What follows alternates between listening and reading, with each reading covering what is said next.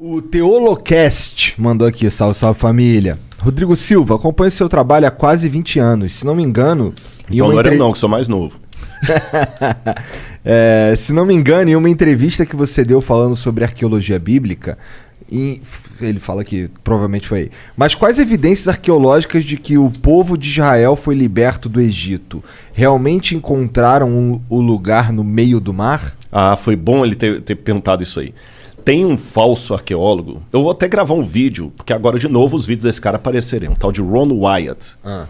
Que ele fala que encontrou roda do carro de Faraó debaixo do Mar Vermelho, encontrou a Arca da Aliança lá em Jerusalém. É tudo mentira, sabe? E toda vez que eu dou palestra, o pessoal pergunta sobre isso, que encontrou a Arca de Noé também lá na Turquia, e tudo falso. Tudo falso, falso. E o cara tinha umas paranoias meio doidas, que Deus falou com ele quando ia revelar a Arca e tudo e tal. E agora alguém me mandou que ele fez de novo um vídeo. Ele já morreu. Ele era um anestesista de Nashville, Tennessee.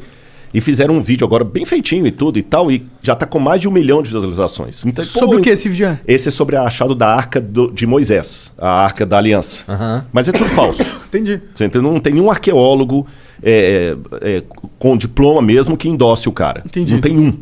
Bom, então, isso aí tudo é falso. Esquece esse negócio de roda de carro. Eu tive no Eiba, no lugar lá. Eu sei que é tudo falso, os lugares que ele fala.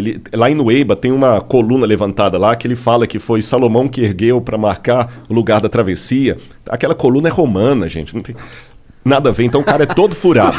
Entendi. Todo furado. Mas quais são os indícios de que Israel saiu do Egito? Em primeiro lugar, lembra aquilo que eu falei. A história passada é uma história fragmentária. Eu até dei o exemplo aqui. Como se fosse um quebra-cabeças de 10 mil peças. Faltou no monte, faltou na maioria. Então, assim, não é só história, arqueologia bíblica, não. Isso vale para a arqueologia da Grécia, arqueologia de Roma. A biblioteca de Roma se incendiou nos anos 60, não 1960, na época de Nero. Depois você teve também a queda da Biblioteca de Alexandria, em 691. Depois você teve em 1453 o incêndio da Biblioteca de Constantinopla.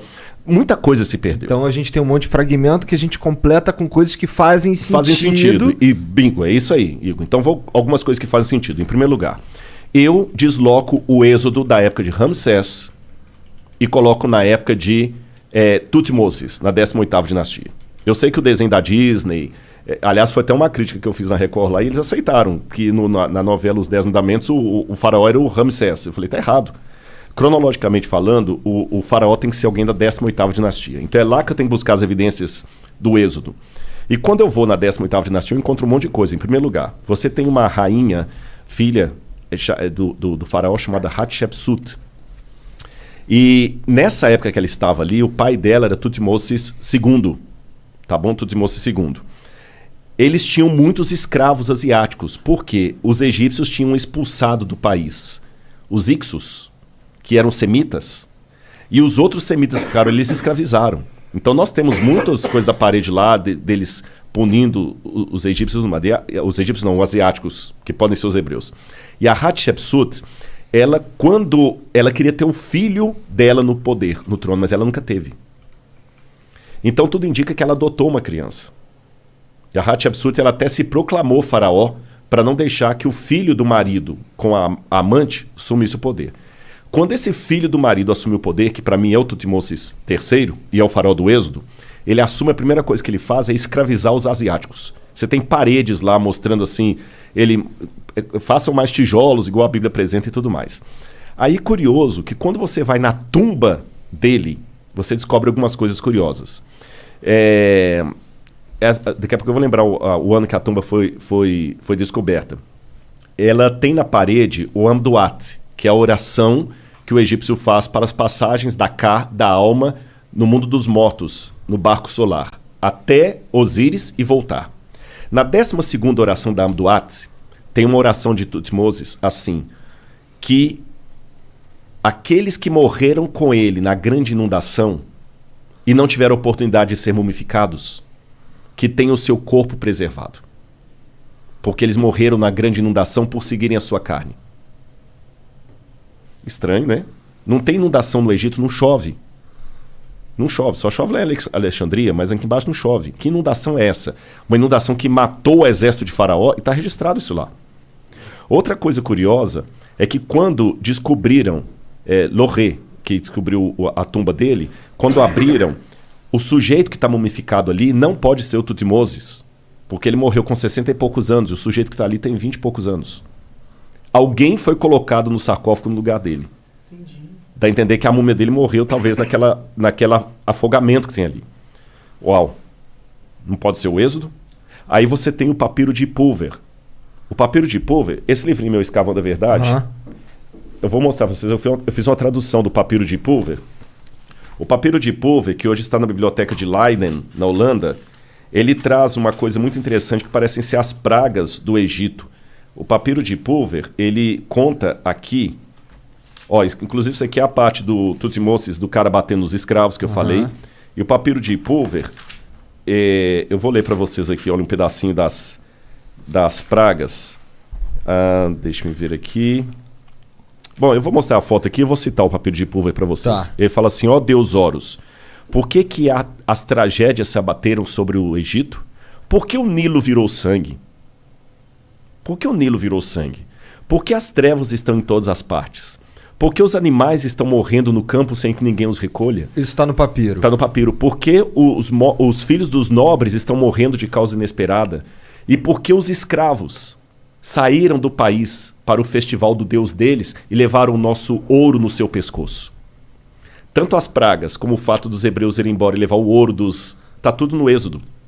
Estou dando apenas 2 pinceladas aqui. Faz sentido. Ele chegou, começou a escravizar os caras ficaram putos, entraram em guerra, mataram todo mundo. Mas o papiro de Pulver não é Bíblia. Ele tá na Bíblia? Não, o papiro de Pulver não é Bíblia. Não é Bíblia? Não é Bíblia. É um documento egípcio. Pode crer. E você está entendendo? Então eu estou pegando a história da Bíblia contada por um documento fora da Bíblia. Os painéis ali de Tutmoses III. Até o nome de Moisés faz sentido nisso, porque na 18ª dinastia eles tinham muito costume de pegar a palavra Mes ou Mose, em egípcio, significa nascido de. E eles acoplavam o nome nascido de ao nome de uma divindade. Então você tinha, por exemplo, Mose, nascido do deus A, o deus da lua. Tutmoses, nascido do deus Tot, o deus escriba. E o nome do hebreu, Moses, Moshe em hebraico. Nascido de. De quem? Parece que quando ele entregou para o deus hebreu, ele tirou a divindade egípcia. Então até o nome dele é um nome egípcio. O livro do Êxodo tem várias palavras que vêm do egípcio. Não são palavras hebraicas. A palavra para papiro é egípcia, a palavra para Nilo é egípcia. Tem um monte de palavra egípcia. Então, eu só estou dando umas 3 ou 4 gotas aqui para ver que nós temos evidências acadêmicas que apontam para o Êxodo. Aí, o que é o Êxodo exatamente? A forma é quando os hebreus saíram do Egito, exatamente. Entendi. Que na verdade a palavra Êxodo vem do grego, porque a Bíblia foi traduzida para o grego no 4º século a.C. Então, Exodos, Rodós é caminho, rodoviária, roda, rodovia. Ex, saído de. Ex-Rodós, Exodus, caminho afora. Aí acabaram dando nomes gregos para os livros da Bíblia. Por isso que veio o nome Êxodo. Agora aqui eu quero apresentar para quem está nos ouvindo uma diferença. Pode ser que alguém tenha um professor de história e fale assim, esse Rodrigo está louco. Ele está louco. Mas só que tem uma diferença. Eu tenho muitos nomes da academia que concordam com o que eu estou falando. Da historicidade. Por que ele ia achar que você está louco? Eles são necessariamente crente? São. Muitos. Por que eu estou colocando isso? Por que o Ron Wyatt não merece o mesmo... Porque você não tem nenhum acadêmico com doutorado, que dá aula, que faz pesquisa, que fala o Ron Wyatt está correto. Mas você tem muitos acadêmicos que falam que o que eu estou falando está correto. Está cheio de nota de rodapé. Eles produziram coisas que a ciência acredita e que comprovam certas teses. Ou comprovam, ou que ajudam, evidenciam. Exatamente. Então, assim, eu tenho muitas notas de rodapé nos livros que eu uso. Sim. Você está entendendo? Na Universidade Hebraica, professores, trabalho sério. A Universidade Hebraica, onde eu fiz o curso lá, desse tamanhozinho, saíram vários prêmios Nobel dali. Agora, o que eu estou colocando aqui para vocês é o seguinte... Muita gente talvez está surpreso com as minhas declarações, não é porque elas são anticientíficas, é porque, infelizmente, a academia é tão dominada pelo... Eu sei que eles odeiam quando se fala isso, mas existe um ateísmo metodológico que quando alguém apresenta evidência de Deus, parece que o cara está sendo terraplanista. E não é bem por aí. No caso, eles não apresentam... Isso não é nem evidência de Deus, de certa forma. É a evidência que a Bíblia conta passagens que realmente aconteceram. Mas só que aí tem uma coisa importante. Aí eu tenho que pular para a teologia para responder isso. Não existe a arqueologia do Bhagavad Gita. Bhagavad Gita é o livro sagrado dos hindus. Não existe? Não. Por uma razão muito simples. Eu dei o exemplo do Bhagavad Gita, mas eu podia falar do livro dos Vedas, eu podia falar do Tao Te Ching, do taoísmo, do Zen Avesta, do zoroastrismo, podia falar até do Alcorão. Esses livros, de uma maneira geral, eles não se preocupam com a historicidade do fato. O Bhagavad Gita, por exemplo, ele conta a história de Arjuna e Krishna numa batalha. Só que se você chegar para um hindu e falar o seguinte, mas e se o Krishna for uma lenda? Não muda nada a minha vida. Só que a Bíblia, ela tem uma audácia.